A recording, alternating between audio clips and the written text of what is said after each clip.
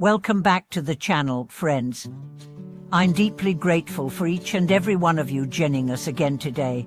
Whether you're a long-time subscriber or someone just discovering this space, you've come to the right place. Because today, we're about to dive into a topic that could quite literally shift the way you look at struggle, hardship, and what we call bad luck. So let me ask you something. Have you ever found yourself wondering, why am I the one who always has to suffer? Or, why does it feel like the more I give, the less I receive?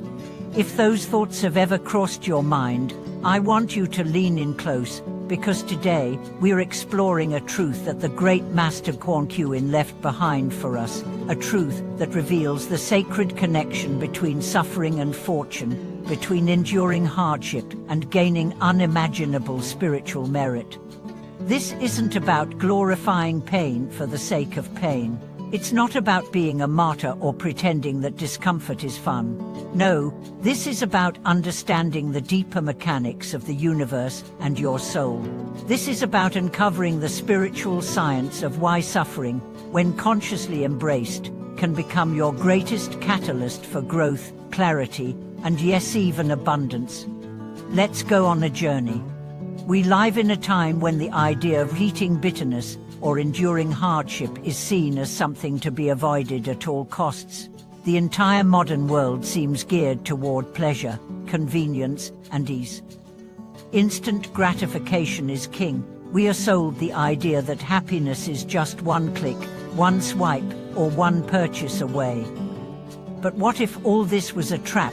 What if the very thing we are running from, struggle, is actually the gateway to real happiness, deeper meaning, and spiritual fulfillment? Master Guangqin, a revered Buddhist monk whose life became a living scripture for millions, once said, "The more bitterness you eat, the greater the blessings you receive." Now, on the surface, that sounds like poetic encouragement, a mantra meant to get us through hard times. But it's not just that. It's a fundamental law of energy and cause and effect.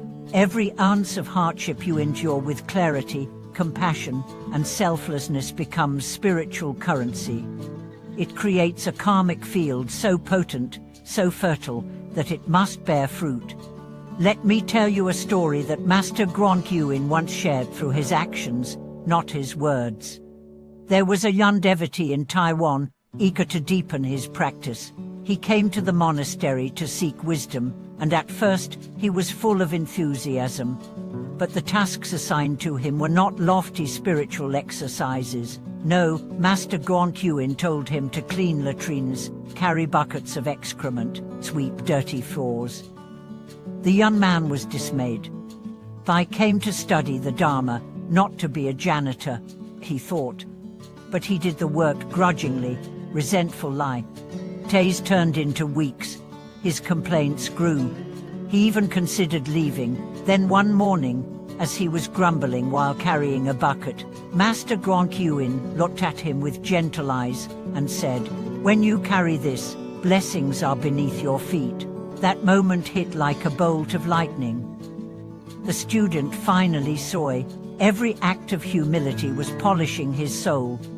Every moment of discomfort was a doorway to awakening. He stayed.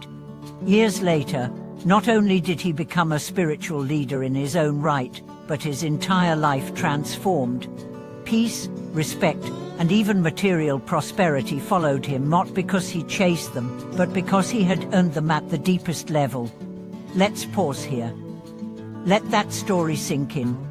What you may think is meaningless labor, what you may think is unjust suffering, what you may believe is punishment from the universe, might actually be your soul's curriculum. The universe is not punishing you, it's sculpting you. It's sharpening your discernment, your humility, your compassion, your ability to stay present in difficulty. In Buddhism, suffering isn't seen as failure. It's seen as friction that purifies the soul. It's the heat that forges the steel of your being. In the same way gold must be melted to become pure, your spirit must walk through fire to become clear, light, and awake. Now let me ask you, what if every challenge in your life right now is a test of readiness? What if that toxic job, that painful breakup, that chronic illness isn't meant to break you, but to wake you, to push you into a higher state of being that comfort alone could never activate? Master Guangqin lived this truth. He didn't teach it from a throne or a pulpit. He lived it in worn robes and bare feet.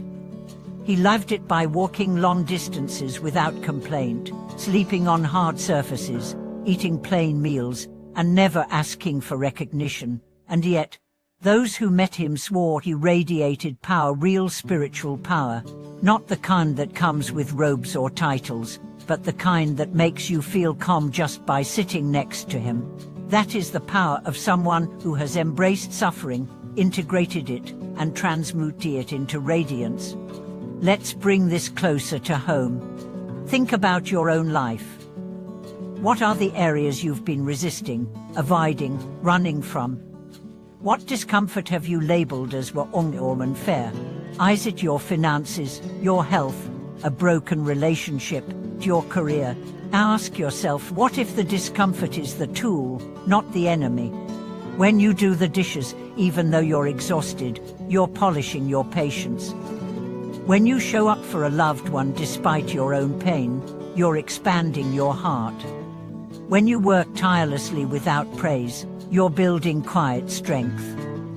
All of this adds up, not in ways the world can always see, but in ways the universe never misses. That's the seek. The more you give, the more space you create for grace to enter. The more hardship you bear with a quiet, loving heart, the more blessings are magnetized to you. But don't just take my word for it. Look around. The people who shine the brightest often have the deepest scars. The most compassionate souls have often suffered the most. And why? Because suffering, when faced with awareness, carves the space for wisdom and empathy. It breaks open the shell of the ego and reveals the diamond beneath. And here's something radical. You can start embracing suffering not as a curse, but as a sacred teacher. Begin today. Choose one small thing you usually resist and face it with presence. Clean without resentment. Wait without complaining. Listen without interrupting. Do this every day, and I promise you will feel your energy shift. In the monastery, they have a saying, don't seek peace, become peace. You don't have to chase a perfect life. You have to become the kind of person who can hold life's imperfections with grace.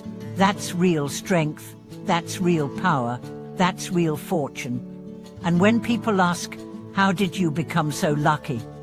You'll smile, because you'll know it wasn't luck. It was earned, quietly, in moments of struggle no one else saw. Thank you for watching this video. If anything in this message touched your heart, if you've been going through something and now see it in a different light, please let us know in the comments. Your story could be the one that inspires someone else to keep going. And remember, hardship is not your enemy. It is your initiation. If you found value in this video, don't forget to like, comment, and subscribe to support the channel. You never know who else might need this message today. Until next time, walk your path with courage, embrace your struggles with compassion, and trust blessings are already on their way.